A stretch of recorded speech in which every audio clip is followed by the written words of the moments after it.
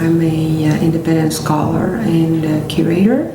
I work on film, semiotics of the image, and cultural diversity issues, and particularly that have to do with the Americas. And I'm currently working on a project called Nations, Pollinations, and Dislocation: Changing Imaginary Borders in the Americas, that I've actually been working on for quite a while. And the focus of the project is to actually investigate the ways in which the North and the South, to use very simple terms, are coming together or not, and how they're doing it through the traffic of ideas and images throughout the continent. Whether there's a contemporary aesthetic paradigm, yeah, there is in the visual arts for sure. There's the conceptual minimalist approach, which is dominant in the in the arts in North America and Europe, and that is the aesthetic of what I think is the aesthetics of empire. Just as Baroque art was the aesthetic of the Spanish Empire and the transition from the Middle Ages to the Renaissance, I think that conceptual minimalist art today is the aesthetics of the current empire or empires, or the aesthetics of what I guess the West, the dominant aesthetic of the West.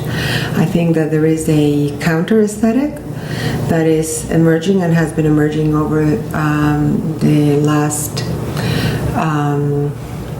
maybe 10, 15 years, maybe a little longer, and it's emerging from the communities, diverse communities from within the United States, mostly on the borders, and it's a neo-Baroque aesthetic, which responds to the necessity of artists and intellectuals to complexify, to make the picture of a picture of reality that is much more complex and requires the simultaneity of independent but related voices within a text, which is something that the Baroque mastered, and the neo-Baroque is in the process of developing. So that would be kind of the other, the counter aesthetic to the dominant aesthetic that is emerging now. Very often due to political reasons, either people have been forced into exile when not actually killed. So artists have always fallen into have had to come and fill the vacuum of knowledge and that has been created at the hands of the dominant power, and have had to become their own critics and their own intellectuals. So you have that phenomenon in Latin America of the artist critic or artist intellectual that is pretty common. So critical thought usually emerges in Latin America from the practice itself. So the aesthetic that results from that is a distancing aesthetic, and there's a history of that in film, of what we could probably say today a failed experiment to some degree, which would have been the new Latin American cinema. Failed in the sense that it never managed to reach a wider audience and create an alternative worldview from within Latin America, which was its goal, and they weren't able to do that. Probably precisely because of the overemphasis on the critical aspect of their work, on the analytical aspect of the work, and the result were films which were boring, very often, unfortunately, but it should be said. And with the odd exception, like Mario de Andrade's Macunaíma, for example, which tried to break that dry and, you know, overbearing analytical paradigm, which is very difficult to sustain when you're dealing with film. So, is there an aesthetic that is specifically Latin America? I would say it is a critical aesthetic. There is a search for representational means which exist within very strong political and ideological control and obstacles, how to say, which was something that artists in the Baroque period also experienced under the, you know, the control of the Spanish Empire. So they had to find ways of, like what Sor Juana Inés de la Cruz, who was one of the luminaries of Latin American literature, who lived and wrote in the 16th, 17th century, called to say without saying. Decir sin decir. So there were all these Baroque rhetorical strategies that were developed in order to be able to bypass the censors. So that's another aspect, I would say, of a Latin American aesthetic, which also makes it move toward a more Baroque form of representation. And of course there are, even within the conceptual aesthetic that many artists, especially visual artists, contribute to, it never is, or almost never is, merely a political, a formal exercise. There's always a political element in the formal minimalist aesthetic as well. So I would say that distinguishes even conceptual artists in the South from those in the countries that actually can afford to have the privilege of not having anything to say or not having to say anything, and can engage in the ludic aspect of creation and creativity. So I would say that, yeah, both formally, there's also in Latin America, just to summarize those two tendencies, but even the conceptual minimalist tendency that is in dialogue through the biennales and mostly through the biennales and different art exhibits, has that political component, that strong political critical component. And the documentarist approach is always a little bit more experimental as well, and tends also a little bit toward the Baroque, and for the very reasons of censorship and repression. So I'd say that pretty much summarizes it. Artists and filmmakers, I'm talking about Canada right now, who are representative of what it is, a Canadian identity, let's say. So, you know, universities are severely underfunded, so the discourse that's created at universities is limited because of that, and the audiences are limited to universities. And then there is also the structures of funding in this country. I'm going to talk about Canada only right now. The structures of funding in this country are such that they create a division between academia and the art and the arts community of all kinds of art.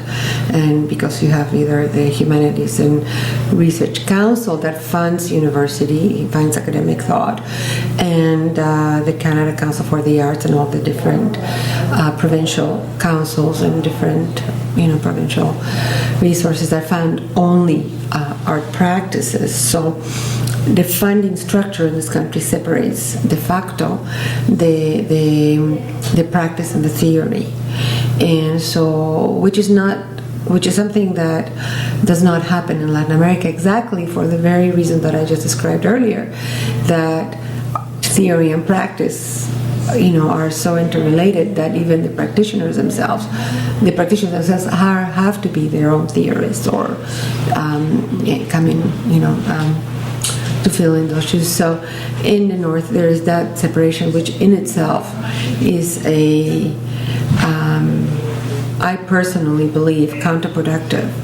So my own personal practice, I have chosen in my own personal practice, and for all sorts of reasons, both personal and professional, to remain as an independent scholar and as an independent curator, because I find that the work that I do as an academic, the research that I do, the historical and theoretical basis of my research, needs to feeds from the practice of artists in the community who are doing the work, and curators in the community as well, in communities that I'm interested in working with, the diasporic communities of the Americas, and in turn needs to give back. It's not just for me to be a researcher that comes and takes, like anthropology has done for many, many years, takes the work and takes the knowledges and practices that are that make up the fiber of everyday life, the practice of everyday life. And I'm using the term in the way that Michel de Certeau uses it, and that are involved in the articulation of institutions and networks of knowledge and networks of alternative powers in the society, and are like in the trenches of that, let's say. And so if I'm studying what they're doing, then I'm interested in what they're doing because they are actually at the forefront of the creation of this new nomadic diasporic identity of the Americas, then I find it is my duty and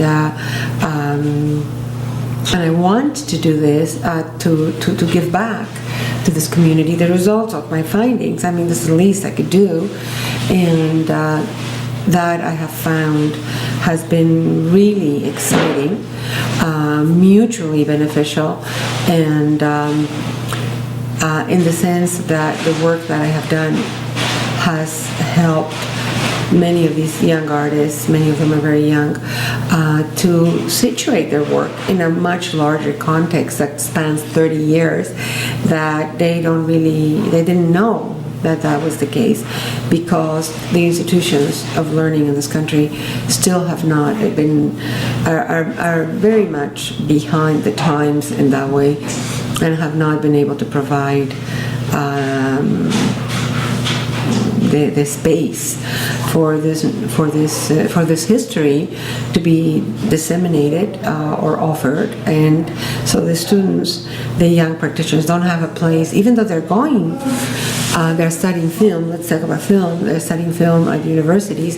They don't have, any courses on Latin American film, any courses, let alone Latino Canadian film, and they are therefore robbed of a history and of a context that would make their work much, much, much, much better, because they don't have to be continually be invented to pour water. They don't have to be reinventing themselves. They can actually build on the work that others before them have already done for almost 40 years actually now. That is for film.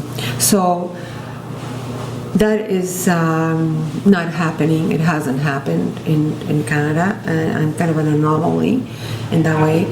But I would say that that's where my pedagogical practice lies, and I think it's I think it's really important for the ivory tower to commune with the streets, and it's not enough to talk about avant-garde and avant-garde art and look at the tenets of avant-garde art and the art of the avant-garde, and bringing life and art together, or dissolving that the division between the two, and do this kind of Marinettian futurist gesture of going out on the streets and becoming cultural workers in the true sense of the term. So it's not enough to teach it, or to have even your students read those manifestos and read the whole history of avant-garde art, which is exciting.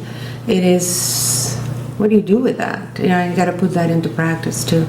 So, and that has not, I don't see that happening. So, etymologically, the word, I'd have to check this, but just intuitively, I think it's, even etymologically, it's a weird word, because in Spanish, subversion means like a version within a version, or a version that's below a version of some reality, but it really in practice means to turn something on its head, to subvert and turn something on its head.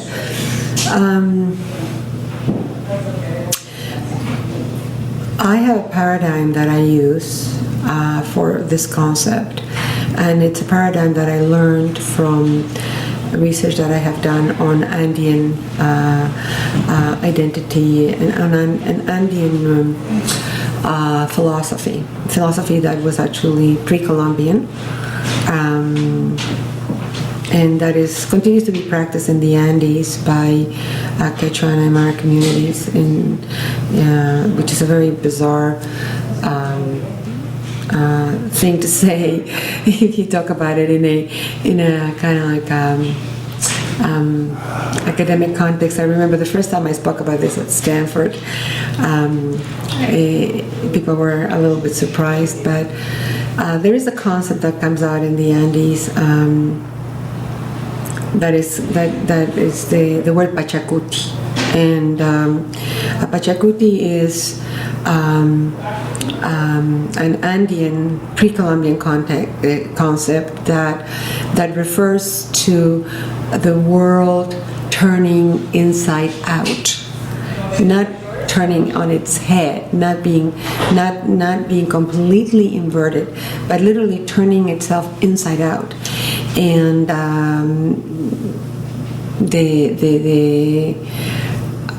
it's a complex word. It comes from another word, which is the Pachamama, which people translate that as the Mother Earth, but in reality it isn't.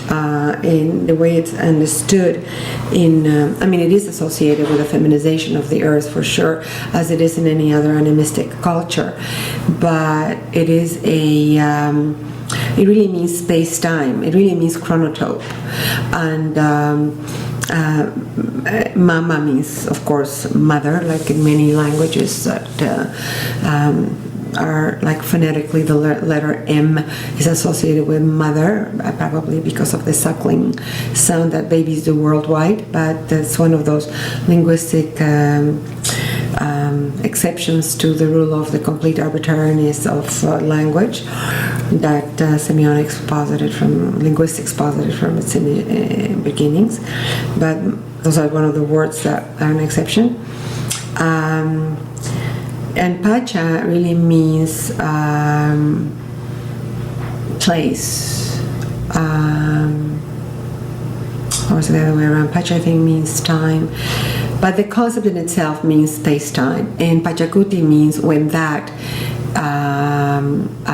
concept, when space-time, the chronotope of the moment is inverted, but not inverted on its head. It's not turned on its head, but it's actually turned inside out in such a way that it is a complete crisis. It's an epistemological crisis and it's a historical crisis of enormous magnitude, and it lasts 500 years. So in other words, there's a Pachacuti, according to Andean thought, every 500 years.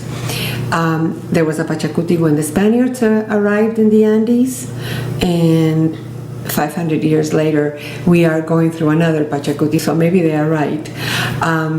It's a transition between two distinct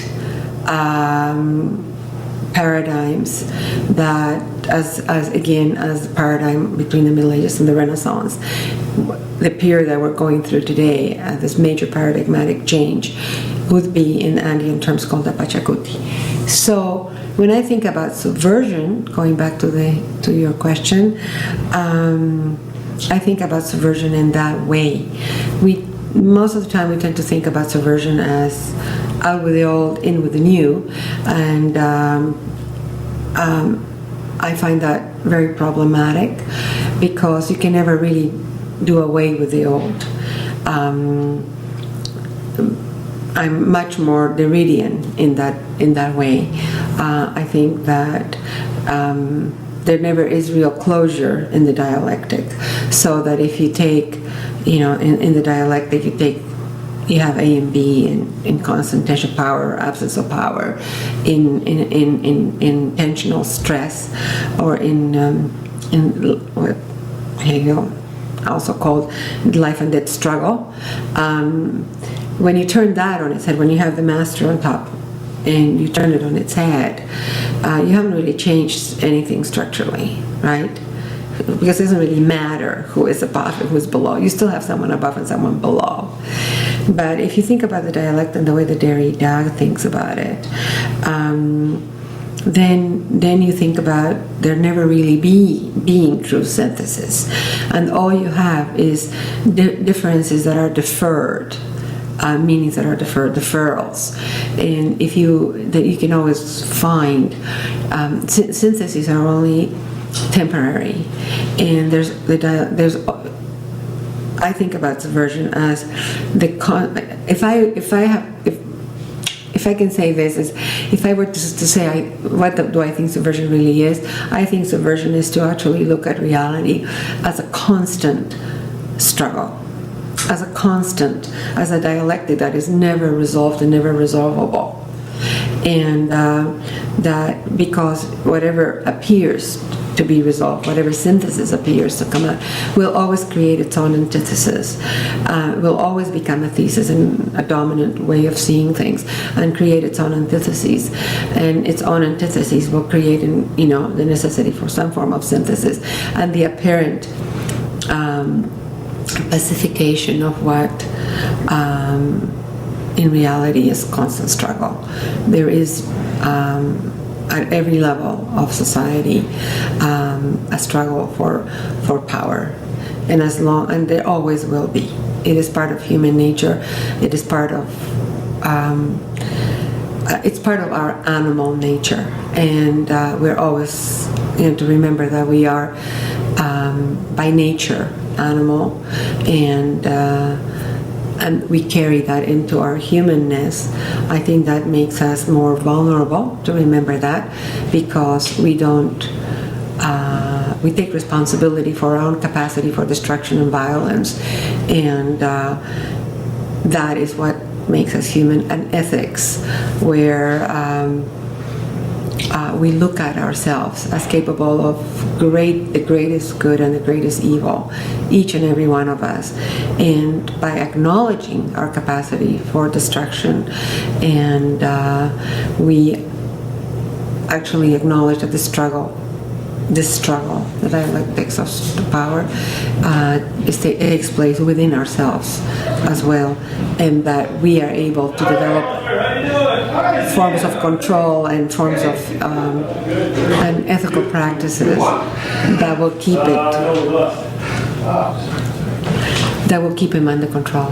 And until we learn to do that, until we stop pretending that we are better than thou, or better than others, or superior, we're always going to continue creating inequities which are right now might lead us to our own destruction. And unless, it is almost kind of a cry of desperation when you look at the world today and how much on the brink of self-destruction we really are. We negating that fact is in itself a danger, because we are living in times of absolutely of ecocidal, we are destroying the ground that we're standing on. So to point the finger elsewhere is to wash our hands of our responsibility, and to negate ourselves, deny ourselves not only the responsibility but the power, however limited it may be, to do something about it, right? So I would think that the most subversive position today is not to take on this fundamentalist position or that fundamentalist position, but to actually locate ourselves right in the middle of the struggle and look at all the contradictions and all the dangers of not doing that will bring to us and to others.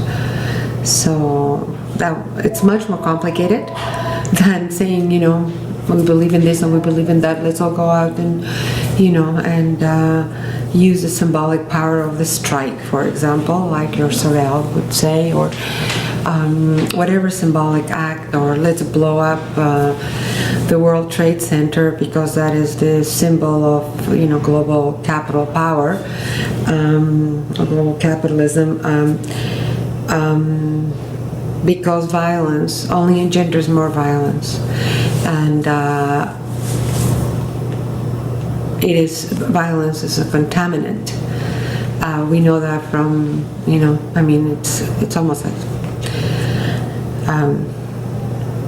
it's definitely not the answer because all it does is just engender more violence. I mean, look at Colombia today and look at what's been going on in Iran and the resurgence of a